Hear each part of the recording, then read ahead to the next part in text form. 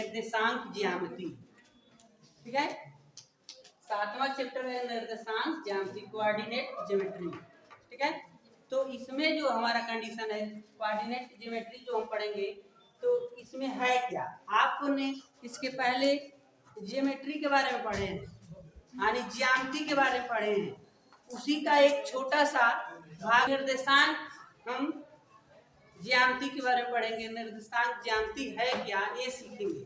ठीक है, तो निर्देशांक ज्यामिति कह रहा है, इसका यहाँ पर हमने परिभाषा के साथ नोट किया कि कह रहा है कि ज्यामिति के उप शाखा को निर्देशांक ज्यामिति कहते हैं। यानी जो ज्यामिति है, ज्यामिति के अंतर्गत हम बीज गणित और रेखा गणित यानी बीजी व्यंजकों के बारे में भी हमने पढ़ने का काम किया, और रेखाओं के माध्यम से सरल रेखा, वक्र रेखा, त्रिभुज, चतुर्भुज ऐसे टॉपिक को पढ़ने का काम किया।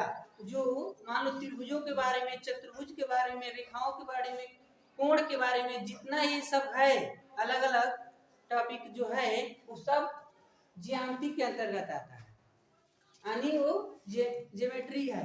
को एक छोटा सा भाग ला दिया गया निर्देशांक करके, ज्यामिति के निर्देशांक यानी निर्देशांक ज्यामिति। कह रहा है कि ज्यामिति के उप शाखा को निर्देशांक ज्यामिति कहते हैं, यानी उसी में से छोटा सा एक भाग है, ज्यामिति का एक छोटा सा रूप है, भाग है, जिनके समतल में ज्यामिति जब हम बनाएंगे, कोई आकृति बनाएंगे तो हम समतल लेते हैं। ठीक है, डिजाइन ड्रा करने के लिए, कोई फिगर ड्रा करने के लिए, चतुर्भुज बनाने के लिए, त्रिभुज बनाने के लिए, तो कह रहा है समतल में बिंदुओं को वास्तविक संख्याओं के क्रमित युगों, रेखाओं तथा वक्रों को बीजीय समीकरणों के साथ, मान लो अगर हम मुझसे कह दिया जाए कि आप एक त्रिभुज का निर्माण कीजिए, त्रिभुज बनाइए, तो हम एक समतल लेंगे, एक कागज लेते हैं अगर, तो वो समतल होगा, कागज एक प्लेन है जिस पर हम एक त्रिभुज बनाने के लिए तीन रेखाओं को ऐसे खींचेंगे। तीनों रेखा, तीनों में से दो रेखा एक दूसरे को कहीं ना कहीं प्रतिच्छेद करेगा, और जहां पर दो रेखा एक दूसरे को काटेंगे उनके उनके यानी वहां पर प्रतिच्छेद भी में कोई नाम कुछ ना कुछ दे देंगे, ए बी सी जैसे नाम दे दिया। तो कह रहा है कि जब समतल में बिंदुओं को वास्तविक संख्याओं के क्रमित युग, क्रमित मतलब जोड़ा नंबर लिखना है, पेयर आना चाहिए, तो क्रमित युग्म, ठीक है, युग्म और रेखा। तो देखो रेखा हम एक रेखा नहीं लिए, एक से दो, दो तीन चार ऐसे अधिक से अधिक रेखाओं को आपको दर्शाना है। या वक्रों, वक्र यानी टेढ़ा मतलब कर्व रेखा कर सकते हैं, ऐसे रेखा को भी दर्शा सकते हैं। ठीक है, वक्र रेखा को प्रदर्शित कर सकते हैं। तो वक्र को या बीजीय समीकरण, ठीक है, बीज 9 = 0 या ax² + bx + c = 0 ऐसे भी तो लिखते हैं। इसका फैक्टर किया जाता है तो x की 1 मान, 2 मान, 3 मान, कुछ ना कुछ वैल्यू हमको प्राप्त होता है। तो यह भी जहां पर दर्शाते हैं तो यह भी एक ज्यामिति का रूप है। ठीक है, हानिकारक इन समीकरणों की सहायता से व्यक्त किया जाता है। मान लो कोई रेखा, इसके पहले रिलेशन में हमने पढ़ने का काम किया था दूसरे रिलेशन में कि यह रेखा जा रही है, तो इस रेखा का नाम है 2x² + 5x + मान लो 5 = 0। एक दूसरी रेखा हमने खींचने का काम किया था, मान लो x² - 5x + 7 = 0, और पूछा जा रहा था कि आप बताइए कि दोनों रेखा एक दूसरे को प्रतिच्छेद करती है कि नहीं करती है, या दोनों रेखा एक दूसरे के समांतर है कि नहीं है, या दोनों रेखा एक दूसरे के संपाती है कि नहीं है। तो इसकी जांच करने के लिए हम लोगों ने जो रूल कंडीशन अप्लाई किया था, जैसे बताया गया था a1/a2 = b1/b2 = c1/c2, ऐसे रूल फॉलो कर रहे थे। तो किसके लिए, इस रेखा के लिए। इस रेखा को किससे रिप्रेजेंट किया गया, इस समीकरण की सहायता से, इस समीकरण की सहायता से रेखा को दर्शाया गया। तो उस रेखा यानी दोनों रेखा एक दूसरे को प्रतिच्छेद करती है कि नहीं करती है, इसका जांच करने के लिए बीजीय व्यंजकों का प्रयोग किया गया। तो बीजीय व्यंजक का प्रयोग करना ही बीजगणितीय समीकरण, और ये कहाँ किसके लिए, तो इस रेखाओं के लिए। वो रेखा लीनियर इक्वेशन भी हो सकता है, रैखिक भी हो सकता है, द्विघाती भी हो सकता है, त्रिघाती हो सकता है, कर्व के रूप में भी हो सकता है। तो इनको हम दर्शा सकें तो जिनका भी प्रयोग करते हैं वो निर्देशांक को डिनोट करेगा। ठीक है, यानी ये निर्देशांक है, जो किसी को वही निर्देशांक है। पुनः करें, उस संख्या को उस बिंदु के निर्देशांक ज्यामिति कहते हैं। अब देखो यहाँ पर तो हमने निकाला नहीं पहलू, बट यहाँ देखो तभी आपने त्रिभुज का एरिया डिफाइन करने के लिए आपको दिया गया होगा 2, 5, -1, 3 और 0, 4। ऐसे हो सकता है कि आपको मिला होगा। तो देखो इस शीर्ष को दिखाने के लिए ए बी सी, और देखो इस त्रिभुज के 3 शीर्ष हैं, और तीनों को दर्शाने के लिए ए बी सी का नाम दिया और इनको नंबर से दर्शाए। तो जो नंबर है वही क्या है, निर्देशांक। करेक्ट, उस बिंदु के निर्देशांक ज्यामिति कहते हैं। उस बिंदु को दर्शाने के लिए, यानी यह बिंदु ए बिंदु किस जगह पर है, मूल बिंदु से कितने दूरी पर है, तो दिया है 2 और 5, x अक्ष पर 2, y अक्ष पर 5, ऐसे नंबर आपको दिखाएंगे। तो यही क्या है, निर्देशांक। तो कभी कभी आप मेज पर रखी वस्तु को बताते हैं कि मेज पर इतना दूरी पर वस्तु रखी गई है। तो मेज जो है हमारा, मान लो ऐसे बना दिया गया मेज है, तो यहाँ पर लालटेन रखा गया। तो इसकी स्थिति को दर्शाने के लिए आप बताएंगे, आपको पता होना चाहिए मेज की लंबाई क्या है और इसकी चौड़ाई क्या है। उसके अकॉर्डिंग आप बता पाते हैं कि यहाँ पर लाइन पर अगर रखा गया है तो कितना दूरी पर रखा गया है। ठीक है, आप कहेंगे एक्स वाई पॉइंट पर रखा गया, तो अगर उसको उस लैंप को जो बिंदु दर्शाने का काम कर रहा है वही क्या है, निर्देशांक। ठीक है, चतुर्भुज बनाया जा रहा था। चतुर्भुज हमने एक चैप्टर पढ़ने का काम किया। तो चतुर्भुज में 4 शीर्ष हुए, ए बी सी डी। तो चतुर्भुज के लिए ए बी सी डी जो है वही निर्देशांक है, चतुर्भुज के सिराओं को प्रदर्शित करना। ठीक है, तो ये बात हो गई निर्देशांक ज्यामिति है क्या। लेकिन इसमें सबसे अहम भूमिका निभाने के लिए एक टॉपिक आएगा, आपको आएगा चतुर्थांश। ये 9th में भी पढ़े हैं और यहाँ भी आपको बताया जा रहा है। चतुर्थांश समतल में एक समतल में क्षैतिज, देखो क्षैतिज तथा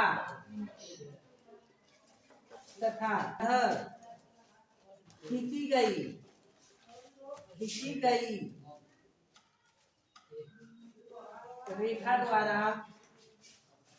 गई रेखा द्वारा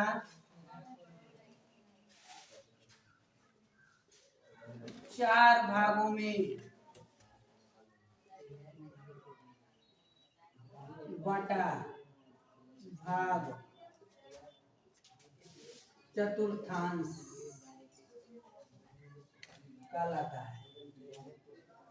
ठीक है, अब कहा कि क्षैतिज तथा ऊर्ध्वाधर खींची गई रेखाओं से 4 भागों में अगर वो आकृति बट जाती है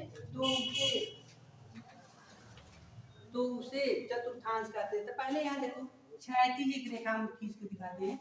यह है क्षैतिज रेखा, यह है क्षैतिज। इस क्षैतिज रेखा का नाम रखो एक्स और एक्स डैश। मान लो यहाँ पर हम 0 पॉइंट लेते हैं, इधर नंबर लेते हैं 1 2 3, इधर का नंबर है -1 -2 -3। क्षैतिज रेखा है। और जब एक रेखा हम ऐसे परपेंडिकुलर यानी नीचे ऊपर करके लाइन खींचते हैं तो इसको कहते हैं ऊर्ध्वाधर रेखा। जिसे वाई वाई डैश से प्रदर्शित करते हैं, और बीच में इसका लाइन अगर लेते हैं 0 तो जब ऊपर चलते हैं तो ऊपर को धनात्मक नंबर दिखाते हैं 1 2 3 और नीचे -1 -2 -3 ऐसे करके नंबर हम दिखाते हैं। इसमें इस साइड में दाहिने तरफ धनात्मक और बाएं अगर चलते हैं तो ऋणात्मक नंबर दिखाते हैं। तो दोनों एक दूसरे पर अगर दिखा दें, दोनों को एक ही पर प्रदर्शित कर देते हैं ऐसे, यहाँ पर ऐसे दिखा दिया गया। तो देखो ए भी 0 है, यहाँ बीचों बीच में यहाँ भी है, तो यहाँ पर पॉइंट 0 हो गया, और इसको एक्स अक्ष और एक्स डैश, यहाँ वाई डैश नाम दे दिए। ठीक है, इधर 1 2 3, इधर -1 -2 -3 लिए, और इस पर जो दिखाया गया है +1 2 3 4 -1 -2 -3 -4 ऐसे दिखा दिया गया। तो यहाँ पर देखो 1 2 3 4 भागों में डिवाइड हो गए, टूट जाते हैं, 4 भागों में बट जाता है। तो यहाँ से शुरू करते हैं पहले भाग को, इसको कहते हैं प्रथम चतुर्थांश। यहाँ पर होता है द्वितीय चतुर्थांश, यहाँ पर है तृतीय चतुर्थांश, यहाँ पर है चतुर्थ चतुर्थांश। ठीक है, इस प्रकार 4 भागों में बढ़ जाता है। अब देखो आपसे ये भी एग्जाम में हो सकता है, एग्जाम में आपसे क्वेश्चन पूछ दे कि समतल में, किसी समतल में क्षैतिज रेखा को क्या कहते हैं, किसी समतल में क्षैतिज रेखा को क्या कहते हैं। चलो इसको हटाते हैं। किसी समतल में क्षैतिज रेखा को क्या कहते हैं, तो क्षैतिज रेखा को देखो एक्स एक्सिस कहते हैं। देखो पॉइंट नंबर 1, समतल में क्षैतिज रेखा को एक्स अक्ष या एक्स डैश अक्ष कहते हैं। ठीक है, और दूसरा समतल में ऊर्ध्वाधर रेखा को वाई अक्ष या वाई डैश अक्ष कहते हैं। ठीक है, प्रश्न ऐसे भी बन सकता है कि एक्स अक्ष को क्या कहते हैं, एक्स अक्ष को क्या कहते हैं। देखो एक्स अक्ष को क्या कहते हैं, तो देखो एक्स अक्ष को भुज कहते हैं, और वाई अक्ष को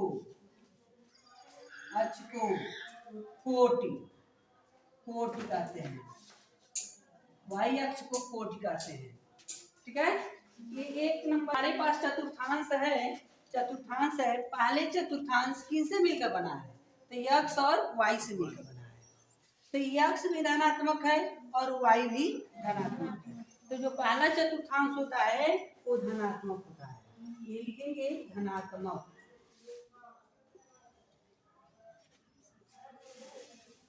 यानी इसमें प्लस का मतलब क्या है, यहाँ पर जो एक बात और ये है कि आपका जो पहले देखो, इसके पहले लिखा गया था कि जो समतल में निर्देशांक लिखते हैं युग्म के रूप में लिखते हैं, युग्म यानी पेयर के रूप, जोड़ा के रूप में लिखा जाता है, जोड़ा लिखा जाता है। चलो इसको हटा देते हैं।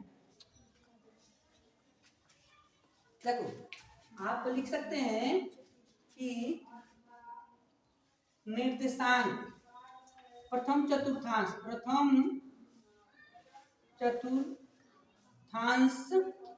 का निर्देशांक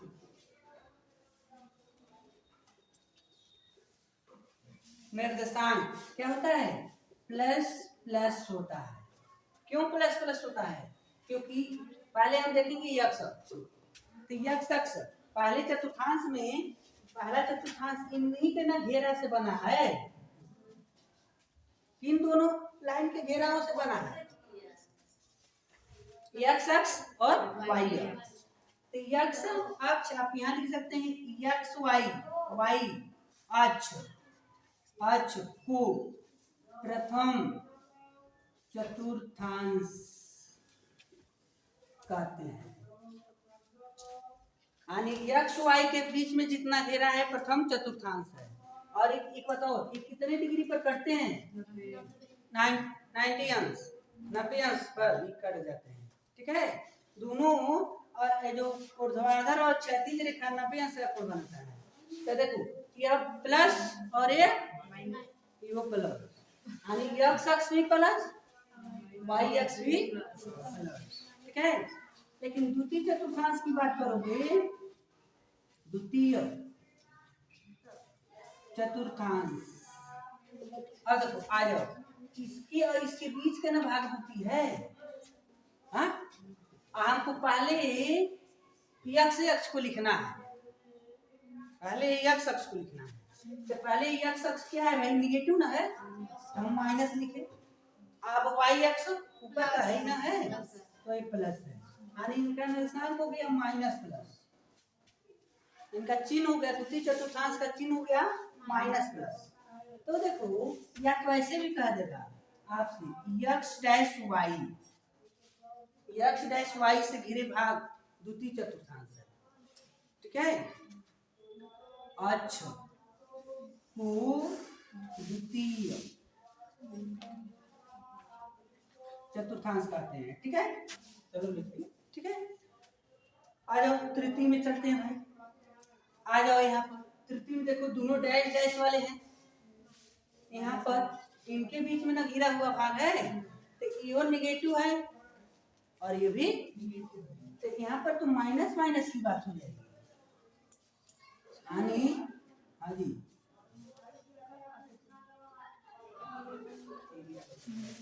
का निर्देशांक हो गया माइनस माइनस, तृतीय चतुर्थांश हो गया। आज जब चतुर्थ की बात करोगे तब चतुर्थ चतुर्थांश यहाँ पर आ जाओ भाई। तो हमको इसमें लिखना है, पहले हमको यक्ष अक्ष को लिखना है, और इसमें यक्ष अक्ष कौन है? प्लस है, और वाई अक्ष माइनस, तो इनका निर्देशांक हो गया प्लस माइनस।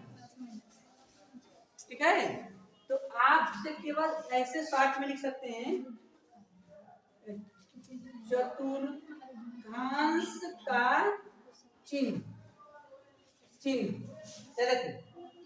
फर्स्ट में पहले चतुर्थांश में प्लस प्लस, ठीक है, द्वितीय चतुर्थांश में माइनस प्लस, ठीक है, तृतीय चतुर्थांश में माइनस माइनस, और चतुर्थ चतुर्थांश में प्लस माइनस, यह चिन्ह होता है।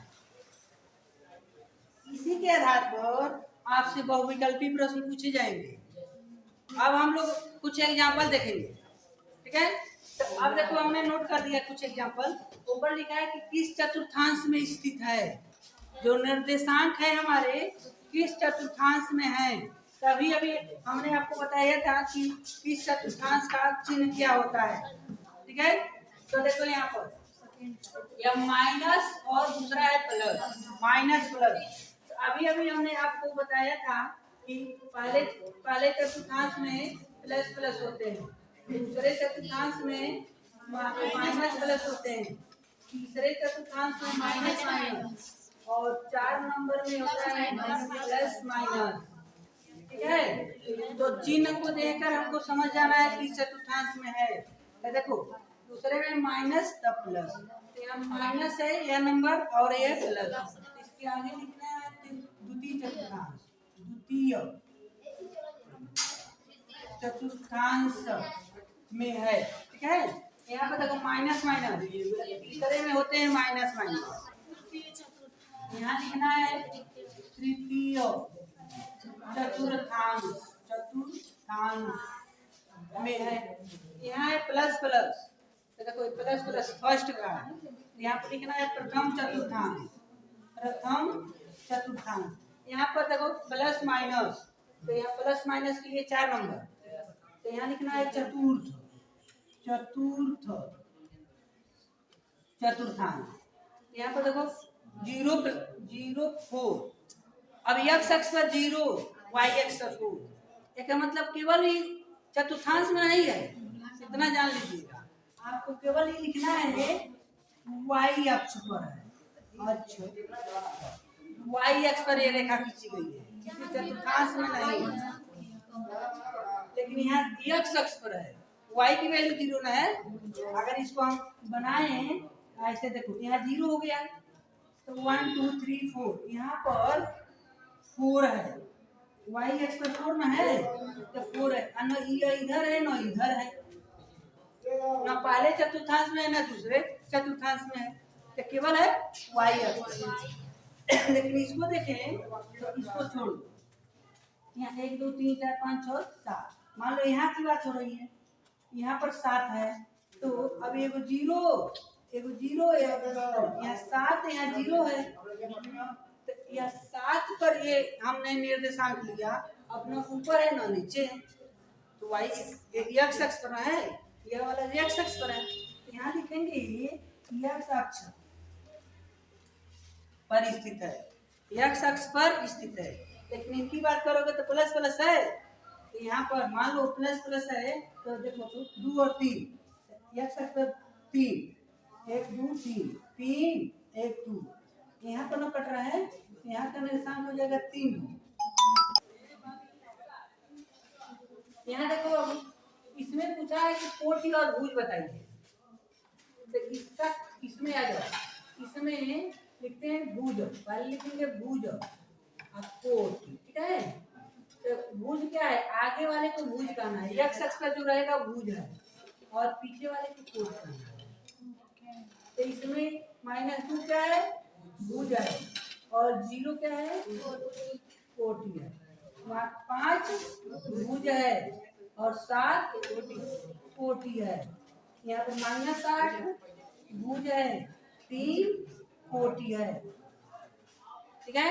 इस प्रकार यानी x अक्ष पर कोई भी नंबर है उसे भुज कहना है, y अक्ष के कोई भी नंबर है उसे कोटि कहना है, ठीक है।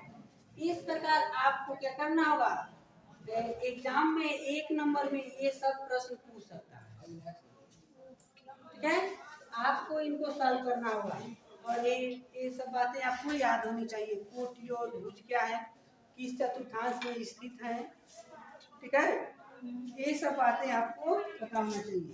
इसके बाद आता है दूरी सूत्र, दूरी सूत्र, दूरी सूत्र को हम लोग पढ़ेंगे।